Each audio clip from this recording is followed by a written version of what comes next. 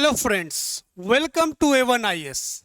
Today we will start our ongoing prelims special series. साथ में previous year question हम discussion करेंगे। तो हम बहुत सारे टॉपिक को कवर कर रहे हैं। हर दिन एक इम्पॉर्टेंट टॉपिक जो पॉलिटी का सिलेबस है उसको कवर करते हैं, साथ में प्रीवियस ईयर क्वेश्चन को डिस्कस करते हैं। आज जो हमें इम्पॉर्टेंट टॉपिक पढ़ना है वो है constituent assembly and making of the constitution. संविधान सभा हमेशा आप देखते होंगे, इस पे भी क्वेश्चंस जरूर रहता है। इंटरिम गवर्नमेंट को लेकर हो, संविधान कैसे बना, उसमें कॉन्स्टिट्यूएंट असेंबली को लेकर, कैबिनेट मिशन प्लान, ऐसे सारे बहुत सारे छोटे छोटे टॉपिक्स हैं जो बहुत इंपॉर्टेंट रोल प्ले करते हैं। अगर जैसे हमने प्रीवियस जो टॉपिक्स पढ़ रहे, preamble, schedules, parliamentary form of government, उसके बाद पार्ट ऑफ द कॉन्स्टिट्यूशन, ये भी बहुत इंपॉर्टेंट टॉपिक है। थोड़ा सा कंफ्यूजिंग रहता है, लेकिन यहाँ से क्वेश्चंस हमेशा आप देखिएगा, हर स्टेट पीएससी हो यहाँ तक यूपीएससी में भी यहाँ पे क्वेश्चंस आते हैं इस टॉपिक से। तो हमारे लिए अगेन पहले कुछ हम बैकग्राउंड समझेंगे, then we discuss the important previous year questions, उससे हमारा कंसेप्ट और भी क्लियर हो जाएगा। तो मूविंग फॉरवर्ड, जब हम कॉन्स्टिट्यूएंट असेंबली, संविधान सभा की बात करते हैं, मेकिंग ऑफ द कॉन्स्टिट्यूशन की बात करते हैं, तो थोड़ा सा इसमें हिस्टोरिकल बैकग्राउंड का भी बहुत इंपॉर्टेंट रोल है। ऐसे तो नहीं रातों रात हमने उठा और बोला कि हमें संविधान बनाना है, हमारा खुद का एक संविधान होगा, क्योंकि जो हमारा फेज चल रहा था, we are under the control of British. तो ब्रिटिश कॉलोनियल का जो फेज था, और हम पे हमेशा पॉइंट आउट किया जाता था कि हम अनपढ़ है, हमारा एजुकेशन, लिटरेसी, डेवलपमेंट बहुत कमज़ोर है। तो हम कैसे इस उस समय के दौर में हम इतने स्ट्रांग नहीं हैं कि हम अपना खुद का संविधान लिख सकें। तो ये हमेशा पॉइंट आउट किया जाता था तो हम ब्रिटिश साइड। लेकिन जो हमारे स्कॉलर्स थे, जो हमारे नेशनलिस्ट लीडर थे, जो हमारे उस समय के पंडित विद्वान लोग थे, जो महान व्यक्तित्व था हमारे बहुत सारे लीडर्स का, उनको लगता था कि नहीं, हम अपने संविधान खुद लिखेंगे, और जो इंडिया के जो लोग हैं, जो इंडिजिनस पीपल्स है, उनका सबसे इंपॉर्टेंट रोल होगा। तो ये जो टसल है फ्रॉम द ब्रिटिश साइड और फ्रॉम द इंडियन साइड, ये हमेशा चलते रहता था, और हमेशा तीखा टिप्पणी किया जाता था भारतीय लोग पे कि आप लोग उस लेवल के नहीं है कि आप खुद का संविधान लिख सकते हैं। लेकिन हमने प्रूव किया, और इसी प्रूफ में हमें हिस्टोरिकल बैकग्राउंड समझना पड़ेगा। तो when we talk about the making of the constitution, making of the constitution, इसमें मैंने कहा हिस्टोरिकल बैकग्राउंड।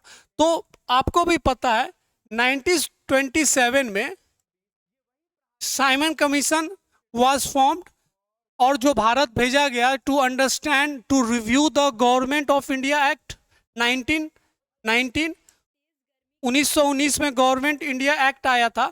इसी को रिव्यू करने के लिए ब्रिटिश गवर्नमेंट ने, ब्रिटिश पार्लियामेंट ने साइमन कमीशन का गठन किया, साइमन कमीशन का गठन किया। जब वो भारत आए तो यहाँ पे बहुत इसका प्रोटेस्ट किया गया। उसके बहुत सारे फैक्टर्स थे। फैक्टर तो सबसे पहले जो कोर फैक्टर था कि there was no any Indian, कि सब जो वहाँ पे थे सब बाहर के फॉरेन नेशनल्स थे या ब्रिटिश नेशनलिस्ट थे। तो वो एक बहुत बड़ा विवाद बना कि आप हमारे यहाँ पे डेवलपमेंट देखने आए हैं, गवर्नमेंट ऑफ इंडिया एक्ट को समझने आए हैं, और उस कमीशन पे आप कोई भारतीय नहीं रखे उस कमीशन, उस ग्रुपिंग में। तो ये बहुत बड़ा विवाद बना। इसलिए आपने देखा होगा हिस्ट्री में हमेशा साइमन गो बैक का नारा लगाते थे, आपने पढ़ा होगा इंडियन हिस्ट्री में, साइमन गो बैक। अब ये हुआ कि ठीक है, आप अपना संविधान बनाएं, आप अपना संविधान बना सकते तो बनाइए, आप उसके लिए जो आपको स्टेप लेना है, ऐसा ब्रिटिश पार्लियामेंट के द्वारा कहा गया। तो उस समय जो इंडियन नेशनल कांग्रेस थी, उन्होंने एक इंपॉर्टेंट मीटिंग किया, और they all invited the all parties, जो भी पार्टीज थे, बड़े हो या छोटे हो, सबको इन्होंने इन्वाइट किया। और उस इन्वाइट में ये कहा कि आने वाले समय में we have to form their own constitution, हमें अपना संविधान बनाना होगा। और उस मीटिंग का जो ड्रॉबैक, उसका जो ड्राफ्टिंग हुआ, जो ड्राफ्ट निकला, वो एक तरीके से आप बोल सकते हैं वो संविधान जैसा ही ब्लूप्रिंट निकला। तो ऑल पार्टीज कॉन्फ्रेंस हुए, ऑल पार्टीज कॉन्फ्रेंस हुआ, जिसमें parties like INC, Indian National Congress, plus Muslim League, उसके बाद लिबरल्स पार्टी हो, तेज बहादुर सप्रू की जो पार्टी हो, सुभाष चंद्र बोस, सबका पार्टिसिपेशन हुआ। और वहां से एक तरीके से हम बोल सकते हैं वहां पे एक ब्लूप्रिंट निकला in this all parties conference. और इस पार्टीज कॉन्फ्रेंस में ये भी निकला कि हमारा संविधान का जो मूलभूत हो जाओ, जो बेसिक स्ट्रक्चर होगा कैसा होना चाहिए, तो वहाँ पे इक्वलिटी की, फंडामेंटल राइट्स की, सॉवरेनिटी की बात की गई। ये सब सारे नॉर्मल चर्चा हुए कि ऐसा संविधान में ये सब पॉइंट्स होने चाहिए। तो ये आप बोल सकते हैं ऑल पार्टीज कॉन्फ्रेंस से जो इम्पोर्टेंट कंक्लूजन निकला वो एक ब्लूप्रिंट निकला। और उस ब्लूप्रिंट को आप देखिएगा तो उसके भी लगभग 22 पार्ट्स थे, कुछ इंपॉर्टेंट आर्टिकल्स के बारे में बात किया गया था। तो ये सब हिस्टोरिकल बैकग्राउंड कहानी आपको पता होना चाहिए when we talk about the making of the constitution. फिर वहां से हम अगर आगे बढ़ते हैं तो 1934 एक इंपॉर्टेंट ईयर है जहां पे M N Roy was the first person who pioneer the concept of constituent assembly. तो आप बोल सकते हैं जो कॉन्स्टिट्यूएंट असेंबली का जो आइडिया है वो कहाँ से निकला था, who was the first person जो उन्होंने ये आइडिया दिया था, एम एन रॉय। और M N Roy is one of the important person जिन्होंने स्वराज पार्टी फॉर्म किया था। तो संविधान सभा का जो कंसेप्ट निकला था by the M N Roy. तो M N Roy was the first. एक मीटिंग हुआ था स्वराज पार्टी का रांची में। स्वराज पार्टी का एक इंपॉर्टेंट मीटिंग हुआ था इन 1934 इन रांची। वहीं पे उन्होंने कॉन्स्टिट्यूएंट असेंबली का कंसेप्ट दिया, आइडिया दिया। फिर हम 1935 में जाते हैं तो आईएनसी जो इंडियन नेशनल कांग्रेस है, उन्होंने भी कहा कि नहीं, कॉन्स्टिट्यूएंट असेंबली ही होगा, वो ऐसा असेंबली होगा, ऐसा संविधान सभा होगा जो आने वाले समय हमारा संविधान का स्ट्रक्चर सारा चीज़ पे डिस्कशन होगा। और वो असेंबली हमारे तरीके से कॉन्स्टिट्यूएंट असेंबली जो होगा वही संविधान पूरा लिखेगी, उसमें सारे लोग का रिप्रेजेंटेशन होगा, क्योंकि India is a diversified country. तो ये सब बहुत इंपॉर्टेंट एरियाज हो जाते हैं, कंसेप्ट हो जाता है जो आप हिस्टोरिकल बैकग्राउंड में भी पढ़े होंगे, लेकिन कहीं भी पॉलिटी में भी पढ़िएगा तो ये मेकिंग ऑफ द कॉन्स्टिट्यूशन का जो हिस्टोरिकल फेज है वो आपको अच्छे से पता होना चाहिए। फिर हम अगर आगे बढ़ते तो 1938 में जवाहरलाल नेहरू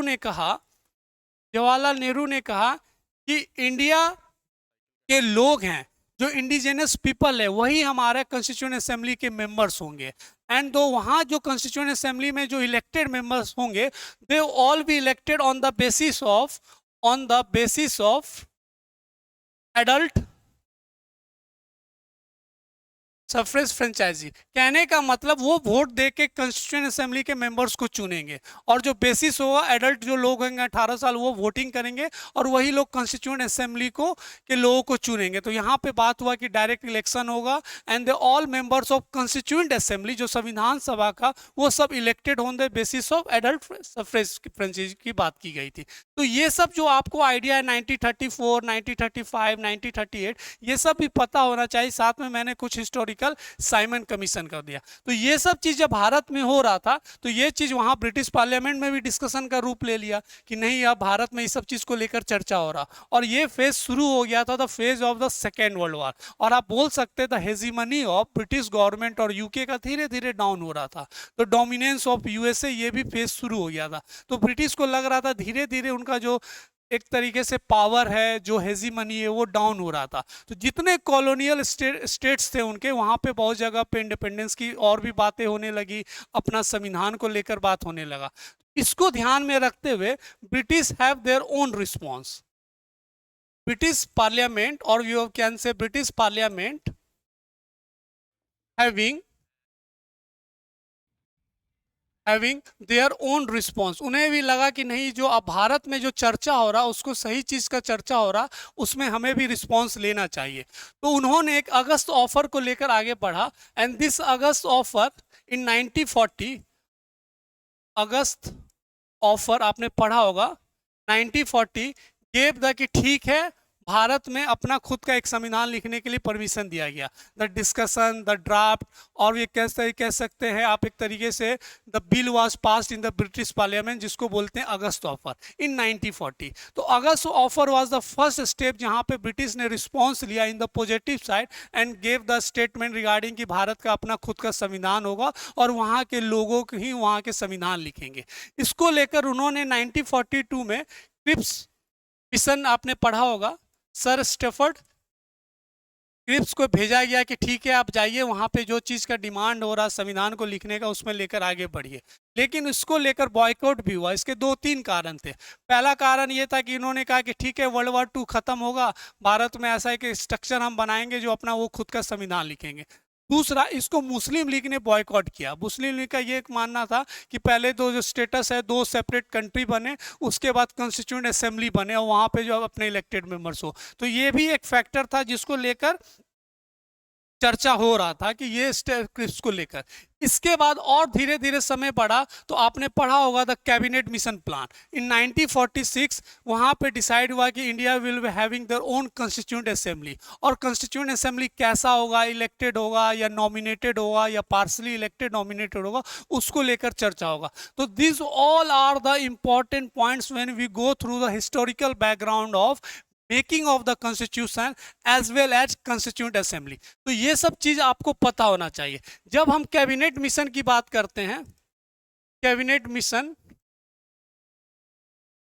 1946, यहाँ पे एक तरीके से आप बोल सकते हैं गेव द कंसेप्ट कि ठीक है आप भारत का खुद का एक कॉन्स्टिट्यूएंट असेंबली बनेगा। अब वो कॉन्स्टिट्यूएंट असेंबली में कैसे इलेक्शंस होंगे, सारा चीज का प्रोसीजर होता। तो आप बोल सकते हैं cabinet mission having gave the green signal regarding the constituent assembly. अब कॉन्स्टिट्यूएंट असेंबली में भारत ब्रिटिश प्रोविंसेस में डिवाइड था, प्रिंसली स्टेट्स में डिवाइड था। तो टोटल सीट्स उन्होंने डिसाइड किया। उन्होंने बोला कि 389 टोटल सीट्स होंगे। इस पे इलेक्शंस होंगे जो इनडायरेक्टली इलेक्शंस होंगे। जब 1938 में जवाहरलाल नेहरू कहा कि डायरेक्ट इलेक्शंस होंगे on the basis of adult, वो जो एडल्ट सफ्रेज की बात की गई थी।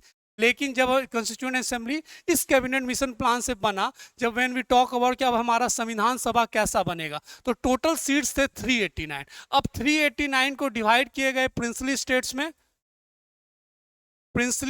में, and the British provinces, British provinces. तो टोटल अगर आप सीट्स देखिएगा तो ये हो गया 296 एंड 73। और ये भी 296 को ब्रेक कीजिएगा तो 292 seats which are the 4 important जो चीफ कमिश्नर प्रोविंसेस थे वहाँ से 4 सीट्स, और बाकी जो 292 सीट्स थे वहाँ पे जो 11 प्रोविंसेस थे उसमें डिवाइड किया गया। तो 296 को भी अगर हम डिवाइड करते हैं तो 292 एंड 4। अब यहाँ पे जो नॉर्मल इलेक्शन प्रोसीजर नहीं था, डायरेक्ट इलेक्शन था, नहीं कि लोग आएंगे और वहां पे अपने प्रतिनिधि को चुनेंगे इन द कॉन्स्टिट्यूएंट असेंबली।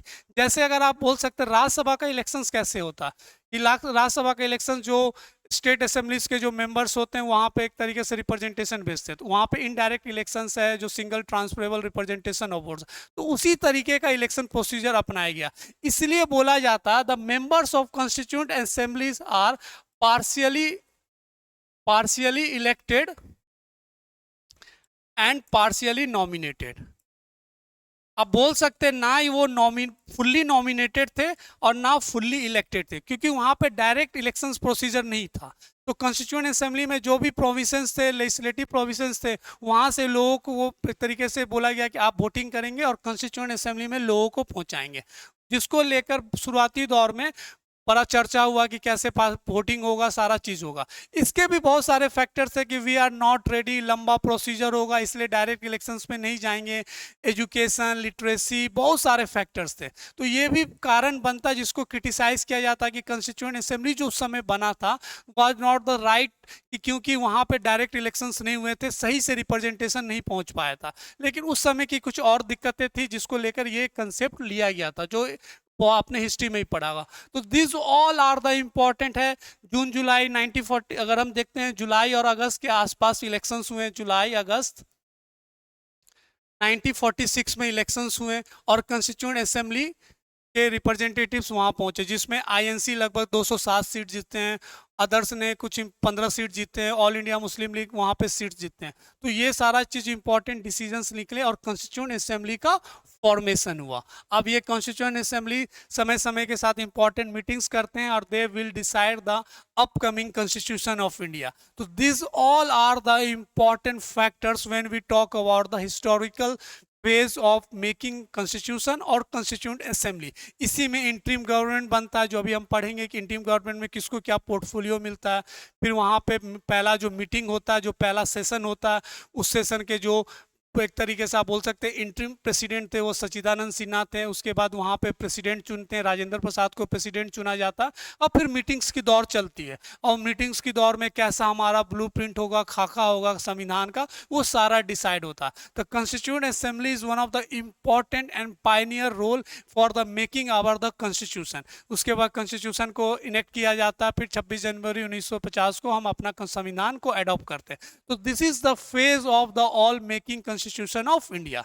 अब इस पे हम कुछ इंपॉर्टेंट प्रीवियस ईयर के क्वेश्चन देखेंगे, तो आपको सारे कंसेप्ट समझ में आ जाएगा और बहुत इजीली वे में आप क्वेश्चन को डील करेंगे। तो हम जब बात कर रहे थे इंटरिम गवर्नमेंट, जब इलेक्शंस हुआ तो गवर्नमेंट तो बनेगा, तो this will be the interim government. और इसमें सब जगह किसी न किसी को पोर्टफोलियो दिया जाता।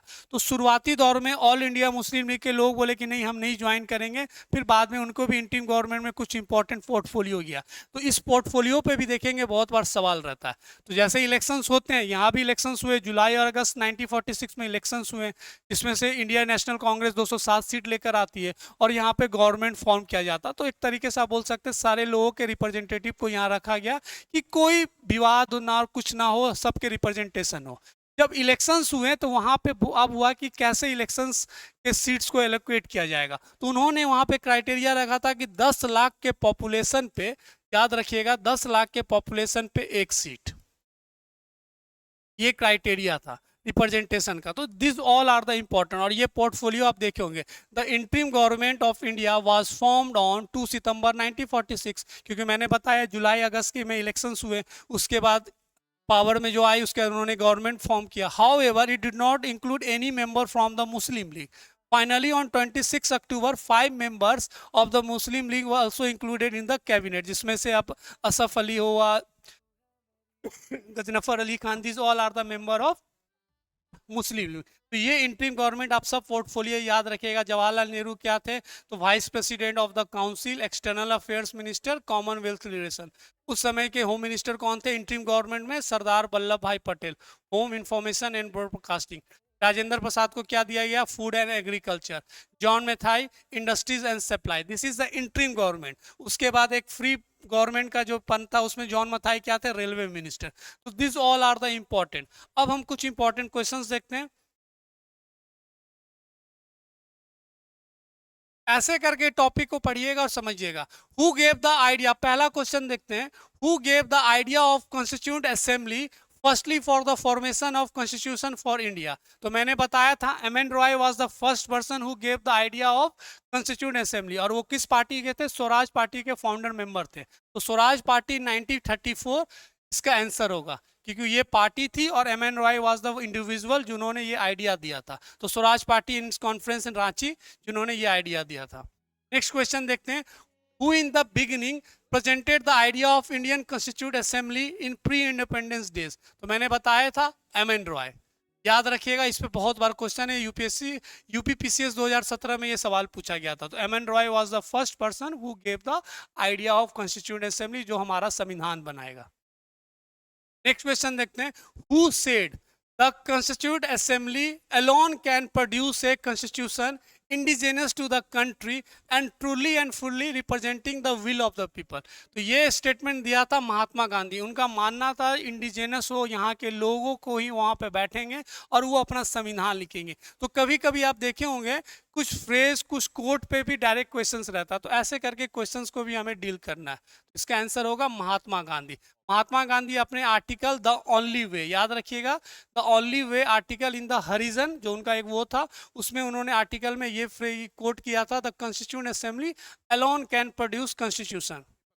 नेक्स्ट क्वेश्चन देखते हैं,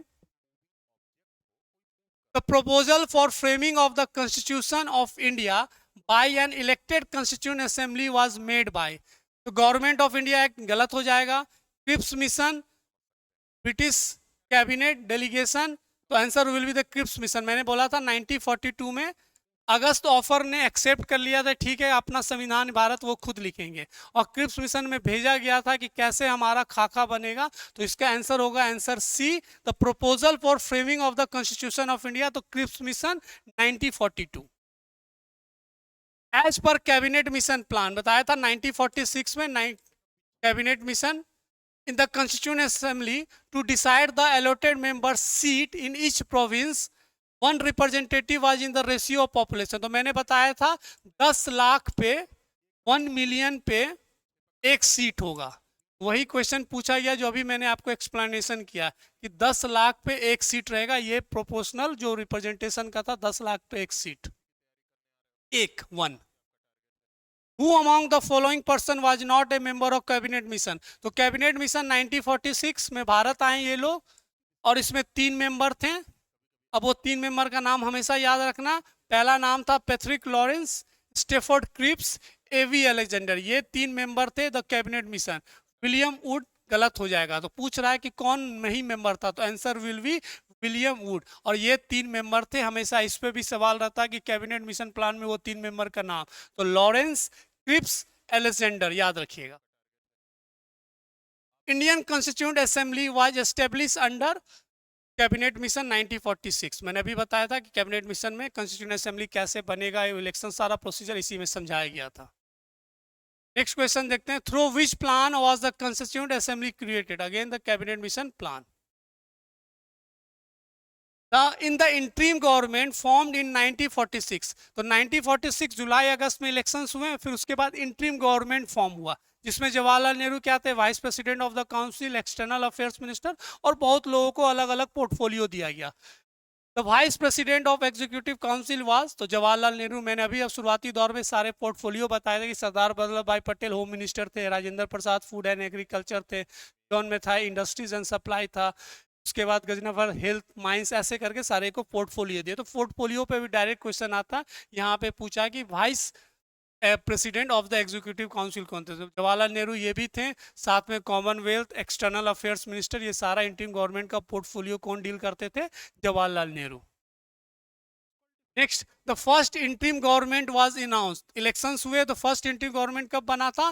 24 अगस्त 1946. तो 24 अगस्त 1946 को पहला इंटरिम गवर्नमेंट फॉर्म हुआ था. तो ये सब डेट पे भी डायरेक्ट सवाल रहता है. तो मैंने बताया था कि इलेक्शंस अगस्त में कंप्लीट हुए, अगस्त के मिड तक. उसके बाद पहला इंटरिम गवर्नमेंट कब बनता है? तो 24 अगस्त 1946. दूसरा question, first day session of Indian constituent assembly was chaired by. तो मैंने बताया था कि जब असेंबली बने तब तक वहाँ के कोई प्रेसिडेंट नहीं बने थे, तो हमें कोई इंटरिम और कोई को एक्ट बनाना होगा, को जो एक तरीके से आने वाले समय में कौन प्रेसिडेंट बनेगा. जैसे आप देखते होंगे जब नया इलेक्शंस होते हैं, जनरल इलेक्शंस होते हैं, जब नया सिटिंग्स पूरा लगता है, तब जब तक स्पीकर नहीं होते हम प्रोटम स्पीकर को चुनते हैं. वो प्रोटम स्पीकर का रोल क्या रहता है?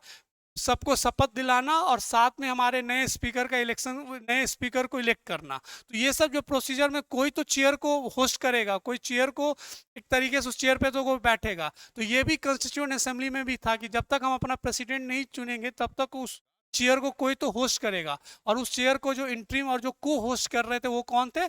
सच्चिदानंद सिन्हा, डॉक्टर सच्चिदानंद सिन्हा. तो ऐसे कंसेप्ट करके याद रखिएगा. Who chair the first meeting? जब फर्स्ट मीटिंग हुआ कॉन्स्टिट्यूएंट असेंबली का जिसमें हम अपना पहला प्रेसिडेंट चुनते हैं, उसको किसने होस्ट किया, चेयर किया? Sachchidananda Sinha. Rajendra Prasad was elected in the chairman. तो पहला जो प्रेसिडेंट चुना गया था chairman of the constituent assembly, वो कौन थे? चुना गया था, elected. Elected was the Rajendra Prasad, the first elected Rajendra Prasad. उनका क्या डेट था? तो दिसंबर 1946 एडी. ये बीपीएससी में 67 में पूछा गया. तो ये याद रखिएगा. तो Rajendra Prasad was the first elected chairman of the constituent assembly, और सच्चिदानंद सिन्हा के वो होस्ट किए थे पहला असेंबली के सेशन को. Which among the following is incorrect about the constituent assembly? तो पूछ रहा है incorrect. It work with the help of large number of committees, the most important among them being the drafting committee. ये तो सही है क्योंकि कॉन्स्टिट्यूएंट असेंबली के बाद बनने के बाद बहुत सारे कमिटीज बनाए. Union power committee, drafting committee, steering committee, rules and procedure committee. और ये सब कमेटी हेल्प कर रही थी कॉन्स्टिट्यूएंट असेंबली के कामकाज को ध्यान रख रही थी. आपका ये काम है, आपको ये करना. संविधान का जो ड्राफ्ट करने का काम था वो ड्राफ्टिंग कमेटी था, जिसको चेयर करते थे B R Ambedkar. The minority community like Christians, Anglo-Indian, Parsis were adequately represented in the assembly. ये भी पॉइंट सही है. It was elected on the basis of universal adult franchise. ये मैंने बताया था, ये गलत है, क्योंकि जो कंस्टिट्यूएंट असेंबली थे वो इस बेसिस पे इलेक्शंस नहीं हुए थे, वो पार्सली इलेक्टेड पार्सली नॉमिनेटेड थे. सिंगल ट्रांसफरेबल रिप्रेजेंटेशन वोट का तरीका से गया था, तो वोटिंग डायरेक्ट नहीं हुआ था, तो ये कंसेप्ट यहाँ गलत है. तो पूछ रहा ही incorrect. Answer will be C. What are true about Constituent Assembly? The first meeting 9 दिसंबर 1946. पूछ रहा सही, तो पहला मीटिंग कब हुआ था? 9 दिसंबर 1946. इस फर्स्ट मीटिंग को कौन जो चेयर किया था? सच्चिदानंद सिन्हा. और इसी मीटिंग में इलेक्ट किए गए थे the first chairman of the constituent assembly Rajendra Prasad. तो पहला ही स्टेटमेंट सही है. The first permanent president was the doctor. तो परमानेंट नहीं थे doctor Sachchidananda Sinha. Answer will be first permanent. The Muslim League boycotted the first meeting of the Constituent. ये भी सही है. तो पूछ रहा है what are the true about the Constituent Assembly. True पूछ रहा है, तो ये भी ऑप्शन सही है. Muslim League boycotted the first meeting of the constituent assembly. ये भी पॉइंट सही है कि पहला मीटिंग को उन्होंने बॉयकॉट किया था. तो 1 और 3 आप देख सकते हैं कहाँ पे. तो answer will be the first permanent president. This is the first permanent president of the doctor. Answer will be A 1, 2 and 3. तो ऐसे टाइप के भी कुछ ट्रिकी क्वेश्चंस रहेंगे, लेकिन अगर आप कंसेप्ट क्लियर किए होंगे तो आपको समझ में आ जाएगा. नेक्स्ट क्वेश्चन देखते हैं. Who was the chairman of constituent assembly of India? Rajendra Prasad. मैंने अभी बताया. President of the constituent assembly Rajendra Prasad. देखिए इस पे बहुत सवाल आते हैं. The first nominated deputy chairman. तो अगर चेयरमैन है तो डिप्टी चेयरमैन भी होंगे. तो कौन थे first nominated deputy chairman? Frank Anthony. ये नॉमिनेटेड है, ना कि इलेक्टेड डिप्टी चेयरमैन. तो Frank Anthony was the first nominated deputy chairman of the constituent assembly.